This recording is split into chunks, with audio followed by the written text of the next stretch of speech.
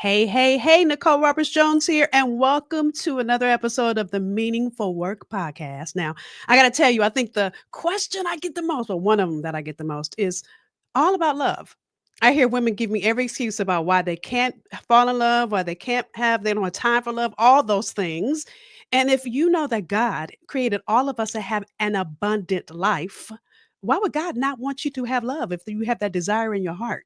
So I wanted to bring an expert in that can share a little insight with us. And so grab your pen and your excuses because we're going to go all the way in.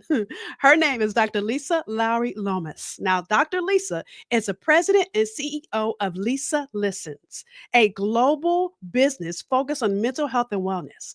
With over 30 years of experience in psychology, she's an expert in human relations and development, holding a BS in psychology and MA in clinical psychology, emphasizing father absence and self esteem. Father absence might have something to do with that love thing, I'm just saying. And a PhD in general psychology with focus on amplified social psychology, imposter phenomenon, and success. All of that is good to me. So I'm getting excited, y'all. So I'm losing my place in reading her intro. She has served in the judicial system, academia, and the private sector, and holds certifications in anxiety, depression, grief, telehealth, and trauma. Now, mind you, I'm only reading part of her bio.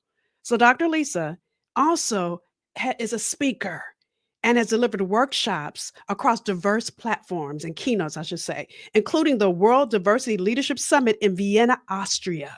Her commitment to diversity, inclusion, and racial equity is reflected in her community work with organizations such as the NAACP, Urban League, Noble, the Crown Act. Her publications and professional background led to her serving on the Howard County Mental and Behavioral Health Task Force and the board of the National Alliance on Mental Illness. An expert in conflict resolution and communication, her mission is to help individuals attain inner peace and happiness by overcoming barriers, recognizing strengths, and harnessing personal power to achieve their goals. And if all of that wasn't enough, she also serves as the Eastern Area Director of The Links Incorporated. So, y'all help me welcome Dr. Lisa. Hey, hey. Hello, hello.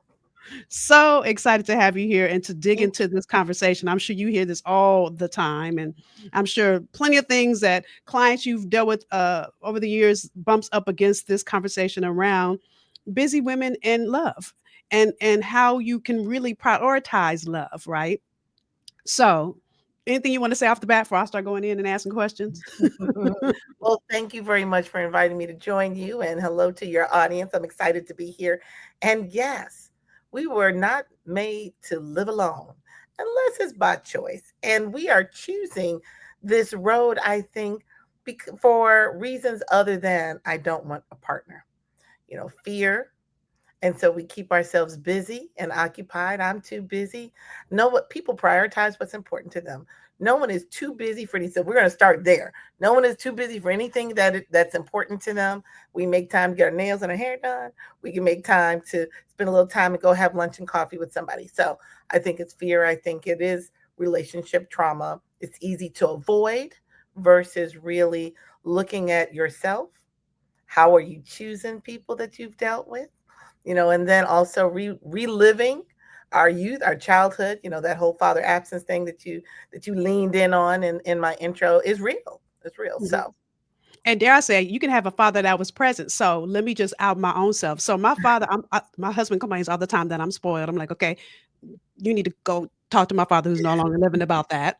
But my father was also abusive. And I'm sharing that with you because I mhm, realized that there were so many things that I was carrying around baggage into all these relationships. yeah, And although I was yeah, not going to let a man hit me, right? Because I had right. grown up around that, That. I didn't realize that I was allowing men to mentally abuse me. Mm, And I'm yes, sharing that because as a yes, powerful woman, I'm out yes, myself, y'all. As a yes, powerful woman, successful, and didn't realize that I was settling, that I was yes. not, calling forth my worth. And so, what Mhm. do you see really come up as barriers to women, especially successful women, six-figure earners, really around this whole? You talked about some of it, but what are some of the other things that Well, you see part of come up? what I'm hearing also from you is probably learned behavior. It's generational. We often learn how to be in relationships by watching the relationships around us and the messaging that we receive, not only from the men in our lives, but from the women in our lives. And so I had a great aunt that said to me once early in my marriage, I was a newlywed. She said, I never got a beating I didn't deserve. Hmm. I don't even begin to understand. My brain can't even comprehend that. Meaning she felt it was his right, a privilege, to put his hands on her if she had stepped out of pocket or whatever it was that she was doing that she didn't think was appropriate for their relationship. It is never okay. But abuse is not just physical, it is mental, it is emotional, it is financial. And we often come up with our mothers and our aunts and our grandparents influencing us in a way that says, well, that's just how men are, or that's just who men are. And so when you talk about mental abuse in particular, in the Black community in particular, we are taught to tolerate things that are unacceptable.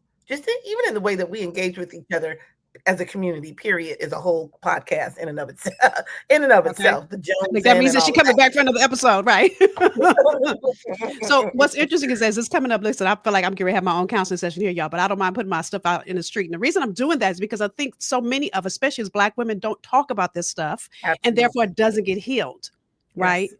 Yes, So I agreed. realized people used to say to me, Nicole, you're too picky, you're too this, you're too that, you're too Ooh, all these things. So I allowed, dare I say, I dumbed myself down a little bit. Ooh, I'm saying it, yes. to accept things in my Yeah. life that, that little gut would come up like, oh, no, he didn't. And it's like, Yes. don't say anything. And oh, Yes. then all that, you want too much and this, that, and the other would come up. And it took Yes. me years of going through counseling to really unpack that.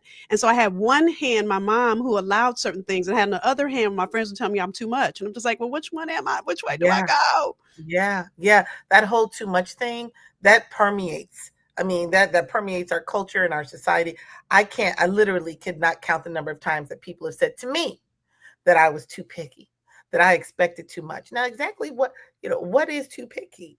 Everybody's threshold is different. One of the things, activities or exercises I give my clients who want to be in a relationship, I have them create a must-have list. Mm, This is bare minimum requirement, and then they have a deal breaker. These cannot be there. Period. Now these lists should not be long. They're made to be. I mean, must have deal breakers.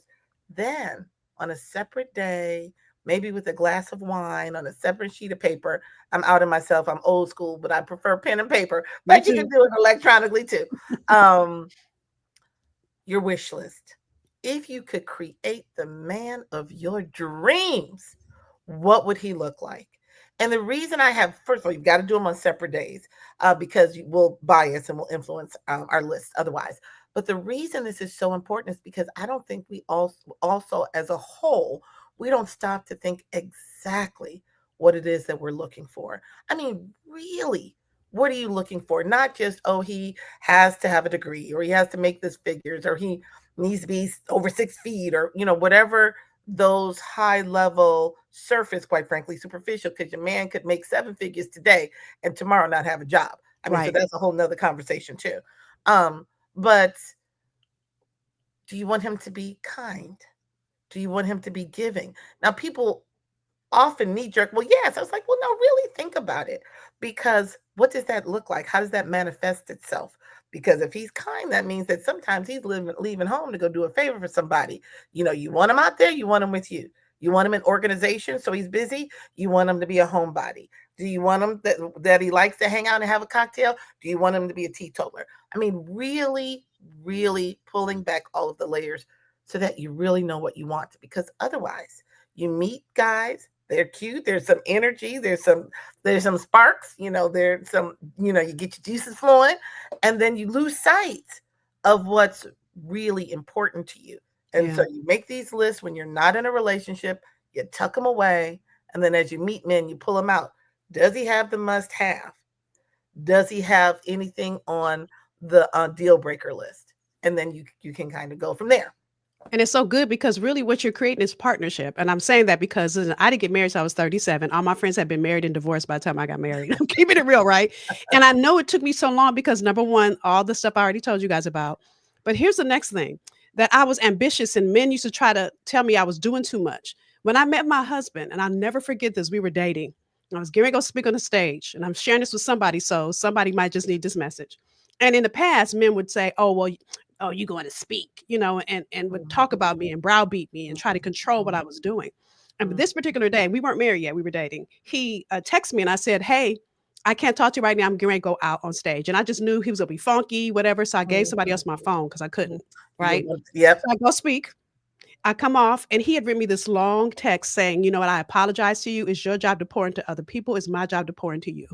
Girl, I started Mm, crying. But I'm sharing that yes. because I realized I I didn't have to love that. shift who I was to be in Yeah, this relationship. It's yeah, partnership. If you guys yes, think of it, yes. I had to stop thinking about, oh, is he cute? Because yeah, my husband's cute, but that cute could be gone, right? Right, I had to right. stop thinking about, like you said, how much money he was making, because that could be gone too. Do I like who he is at his The core and human. does he get me? Does he get you and does he support you? I've had men that have said, oh, especially my degrees are in psychology. So I had somebody, again, another, I can't count the number of men that have said, oh, are you reading my mind?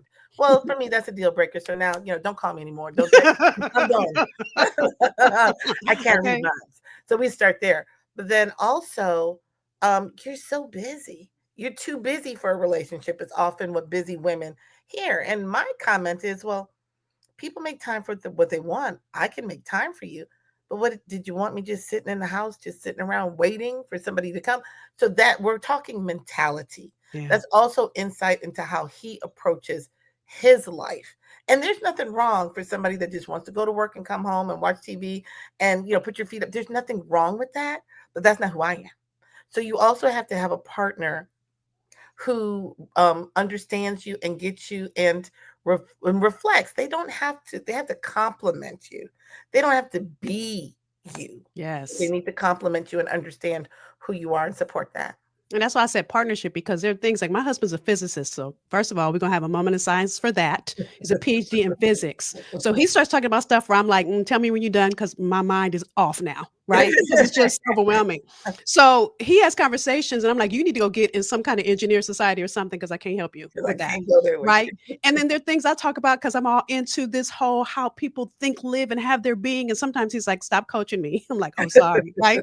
And we laugh, but I think it's the differences, and I'm sharing, I'm not saying that my life is perfect because my husband gets on my nerve just like Sure, everybody else's, absolutely, right? absolutely. But I think it's the differences in us appreciating and honoring the differences. Like I remember once, Dr. Lisa, and I'm gonna ask you another question. It's just popped in my mind. It was this hot summer day, and I'm making drinks, and we're gonna go sit out on the balcony. And I'm all excited, and I'm making this drink we both love, and pull outside. And my husband comes outside with a note card fold, the little box, note card Yeah, box. yeah. I'm like, what is that? He's like, oh, it's my physics. I was like, not today. You're not going to sit outside with me and go through your note cards while we having these drinks out. But and we laugh about it like you did. Had we not been in alignment, he could have been offended. Right. That's right. So I think it's so important that you're Yeah. friends first Yes. and everything builds from that. Yes. I just want to piggyback on that really quickly. So you'd mentioned in my bio, I'm the Eastern area director of the Links, and we just had a conference. And I've been planning this conference for 2 years. It was a really big deal for me. My boo called me throughout the entire conference. And once I answered the phone, I said, I can't talk to you. I'm walking down the hall. And he said, okay. And then he sent me a text. Well, how's it going? And he asked, did you get reelected? I mean, he is not in anyone's organization, has no desire to be, but he knew this was important to me. So And good. so I don't think he cares really one way or the other, but he wanted me to be happy and he wanted me to feel it was a success and an accomplishment. And that's what's important. And so, if you guys get nothing else out of this first segment, you don't have to dumb your self down. You don't have to expect less than what you desire to be in a relationship. I believe the relationships I had prior to my husband, real quick other story. So, a man I dated before my husband was a politician. That's all I'm gonna say because Okay. I'm not putting nobody's business in the street. But what I am gonna say is this: I remember when he was running for office, he had asked me to put my business on hold. Oh, So I didn't. I said, "Okay, yeah. though," but I didn't. I did it while I was, walking precincts, knocking on doors, making Mhm. phone calls. He won, and then I showed him I had built my website. Do you know he got mad at me? Wow. Wow, that's interesting. That And is so really interesting. and Well, so I ladies, when something like that happens, that's a reflection of him. I'm sorry, I don't want to interrupt yeah, you. yeah, but I had to reflect in that moment and really think to myself, "What are you doing here? What is going on? And Yeah. how does he not honor you while you've been honoring Yes. him?" All And this so time. I love the story you told about your husband because he might not be into any of that. but Yeah. he honored you every Yeah. step of the way. Yeah. Yeah. Yeah. And that guy won. You helped him win, and he still was upset. I mean, that's Oh, interesting girl, in I got general. stories for days, but we don't have enough time on this episode of all the Dodged other the stuff he bullet with did. that one. And I kept staying to you all because of his title. Let me keep it real. And what he Yeah. looked like on paper. Yeah. And together we look great on paper, but in the dark of the night when I was by myself, he didn't honor who I was. Yeah. Yeah. And oftentimes you had mentioned girlfriends earlier. Our girlfriends will say, "Girl, don't let him go. He's a," and then they'll start listing the resume or what he looks like or the external. But that's what we show the world. I mean, we're all multifaceted, the three-dimensional. What do you look like when you take the mask off, when you're not outside? So Who are you? good, so good. So we bumped up against this, but I want to talk about this, the importance of self-awareness, because I know you've seen this. And by the way, I think I was in all those I kissed all the frogs before I got to my prince Mhm. because I wasn't self-aware. And so Yes. give us a little, whether it's inside things a Yeah. busy woman can do to really get clear and Yeah. have a talk with herself Yeah. to yeah. I think we keep ourselves busy for a lot of reasons. It fills the empty spaces sometimes that we have in our life that we tell ourselves we don't need, like a significant other. It keeps us distracted from trauma or pain that's unresolved. So, I think everybody needs a good therapist. Busy women need good therapists so that you can really unpack. We all have baggage. All of us. And don't see a therapist that doesn't have a therapist because we all have something. And so busy women need to prioritize that. They'll say, "I'm too busy." You've got 50 minutes. Or you go get your hair done, you go get your nails done. Exactly. And shopping, and you shopping too. So all the things. And I think that's critically important. I also think it's important that you spend time with yourself, that you carve out time. Maybe some days it's 5 minutes, maybe you get a whole hour. But I'm big on meditation or prayer. I mean, depending on where you land, meditating is hard. It is really hard. It is quieting the noise in your head, and when you're busy and you have a lot going on, that can be very difficult. So prayer, depending on what your faith is a really good place to start because that gives you a focus, and it requires you to quiet your spirit. I believe in starting your day and ending your day with quiet. Even if it's a deep breathing exercise, oftentimes we're not breathing.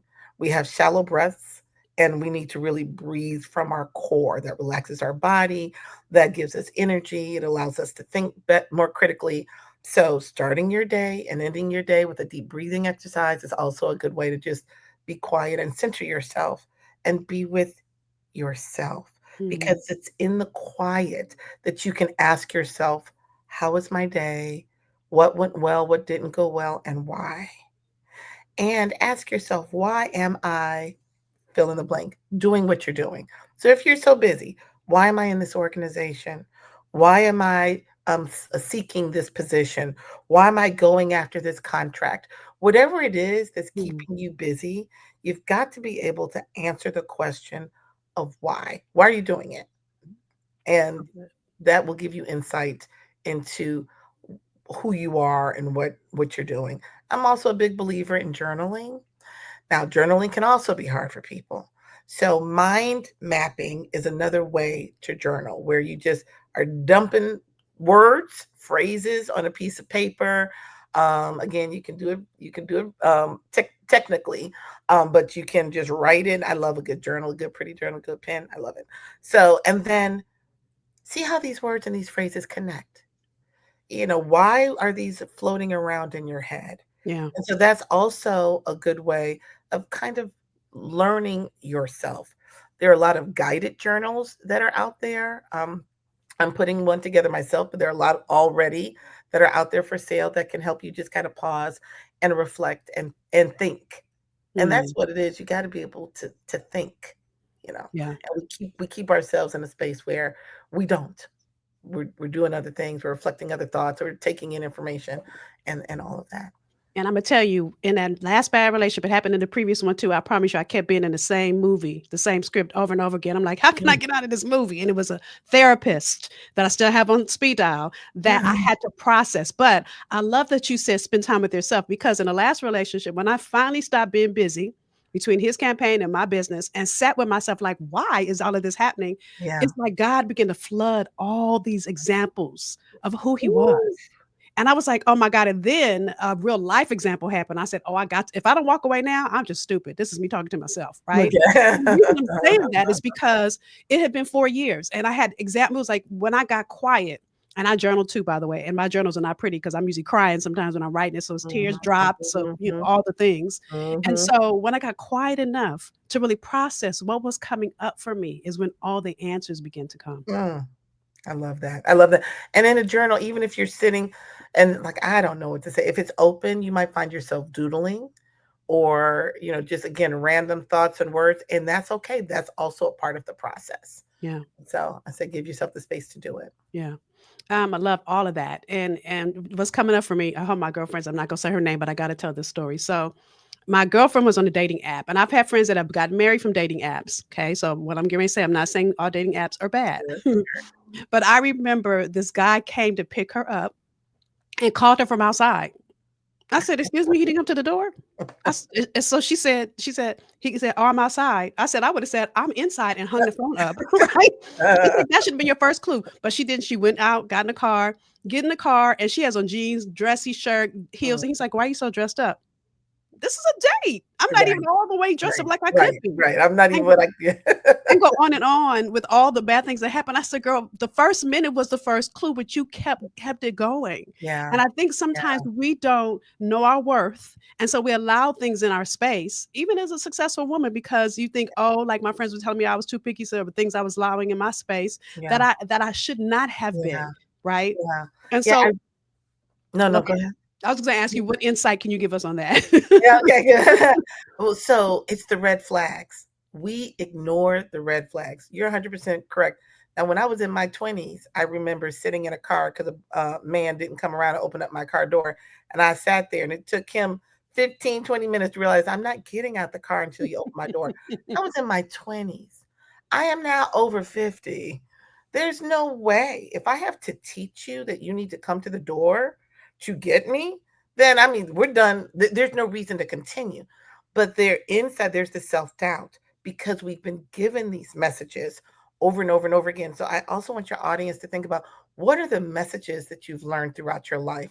And we're talking, I mentioned briefly about the older generation, the women in our family as we were growing up, our girlfriends who mean well. They mean well, but they're living life through their own issues and trauma and other things. And so when your girlfriends are saying, "Girl, what was wrong with this one?" You always getting rid of somebody or i- any kind of message like that, that will make you stop your girlfriend. I'm thinking about this example you gave. Stop and think, all right, maybe it's me. Let me just give him a chance. Let me just see. Let me. No. When you see the first red flag, run. Your gut, again, for those who are believers, that is the Holy Spirit. I truly believe that is the Holy Spirit. So when your gut is saying, I don't know, that's enough. Trust your instincts, trust your guts. That is you. That is all your past experiences coming up because you know what you're looking at, but Yeah. you don't give yourself the opportunity to actually say, I've seen this movie before, and I'm Yeah. not about to replay it and relive it again. And Ooh, that's how we end up repeating yeah. and until we learn the lesson. But I yes, love the it. red flags. Don't ignore the red flags. They're So there. good. And by Mhm. the way, I call gut God uttering timeout. God is trying to tell you to stop, but you just keep going. That's why you get that like, something is not right. It's like, yeah, something isn't right. So run. Yes. And also maybe stop talking to so many girlfriends and be discerning about who you do talk to. I process out loud, so probably because of what I do for a living. So I do have people that I talk to, but I have to be careful and deliberate about who I'm talking to. Yeah. We know our girlfriends. We know if they're gonna be like, girl, get rid of him, or girl, he did this for you. He bought you this. And so what? I could have bought that for myself. That doesn't give him a pass to act a fool or to disrespect me or Yeah. whatever it is that, is happening. So maybe not talk so much to your girlfriends because they do mean well, but they're not often given great advice. And that's so good that you're saying that. I'm thinking of one of my good girlfriends, won't say her name because I don't have permission to talk about this. And she was going through problems. She's divorced now in her marriage. And her mother called me, like, you should say something. I said, mm-mm, I'm not. Yeah. That's that mind your business. I know her mother got mad at me when I said to her, I said, love you with all the love in me, mind your business. Yeah. If you see it and I see it, she sees it. And when she's ready, she'll come to us. Until Definitely. then, right? So then when she got divorced, she said, how come you didn't say anything? I said, because you were already had so much on your plate to process. You didn't need another person Yeah. adding onto that. Yeah. And I knew when you were ready, you would come. And Yeah. the only reason I could do that is because one, I'm a social worker. So, I'm kind of clinically trained. But two, because I've been through my own Yeah. process and Yeah. I realized that when people say things to you, sometimes you're like, and you're not ready. And so therefore it makes you clutch harder to that relationship because you're not Mhm. ready. Mhm. Mhm. And make excuses. And and then you now again we are human, so we have egos. We're embarrassed. Now I'm going to prove, and then don't be rebellious on top of it. I'm going to show them this can work. I wasn't wrong. He's really a good guy. All the things, All all the the things. things. All the things. So as we wrap up, and I can't believe this conversation has gone by so fast, could you give women some advice that maybe they may be married, right? Maybe they are married and they're busy and they feel like they've lost touch with the romance in their relationship. Yeah. Yeah. I'm going to say relationships need nurturing, all of them. Friendships with your mother, your siblings, your family, and with your partner in life, with your whether it's your spouse, your boo, your boyfriend, your girlfriend, whatever. So you have to carve out time. It's not an option. And when we get going with life, especially if we're in a comfortable relationship that's safe and solid, and don't add children to the mix, whether they're bio babies or bonus babies or whatever, now we're responsible. It's really easy to get caught up and distracted and think, oh, we're good. You must. It's not an option. You must nurture. So if it's not once a week, which I would encourage, once a month, quarterly, a regular time that you two just carve out. People call it date night, people call it whatever. But whether you all turn off your phones and sit at home or sit on the balcony with a cocktail, or whether you get cute and you go out to dinner, whatever it is, you carve out time just to be with each other, just to be in space with each other. Like you have to be in space by yourself, you need to also be in space with your significant other, the energy and exchanging energy and connecting and bonding with each other. It's really important. So sometimes people say, well, we want to go out but we don't know what to do. So there's another activity I have them do.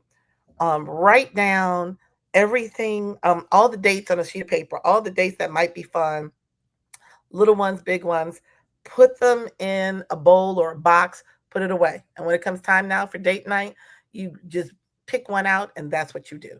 You don't Mm, have to think because, again, sometimes when you're busy, I just don't want to think. I don't know. Where you want to go to dinner? I don't know. What do you want to, I don't know. So you don't have to think. You just pull out the little fish bowl out the box.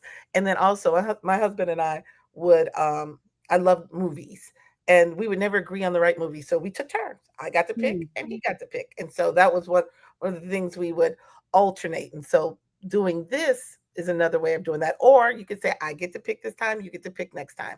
And then you can't say no. And no matter what it is that he's got you doing or she's got you doing, you have to do it. And then you'd be surprised. Sometimes it turns out and you're like, oh, that was fun. I never would have done that. Right, So, right. And I would tell you one of the things I was blessed to marry a man that I call myself his upgrade wife, right? Because I'm his second wife, right? That's a joke. I'm glad you got the joke. Those of you listening, it's a joke, right? But I've got the benefit of what didn't work in his first marriage that he wanted to make sure worked in this marriage. And so we talked about it at the beginning. I bought this book called All About Us. And by the way, you can get it on Amazon. I don't get any okay. money for it. But Okay. when we were first dating and we were getting serious, we walked through that during our dates. And Oh, I I love think the reason we worked so well is because we became friends because we talked a lot. And again, it's because his first marriage didn't work. and I Mhm. had been dating all of the frogs. Mhm. And I was Mhm. like tired. I was done with men, if I'm being honest. And so, Mhm. really getting clear on who I was, what I wanted, who he was, what he wanted, and how we were going to merge our lives together, which includes children, which includes bills, which includes all the things, is Mhm. so important. And it You is were possible. intentional. You were intentional. And Mm.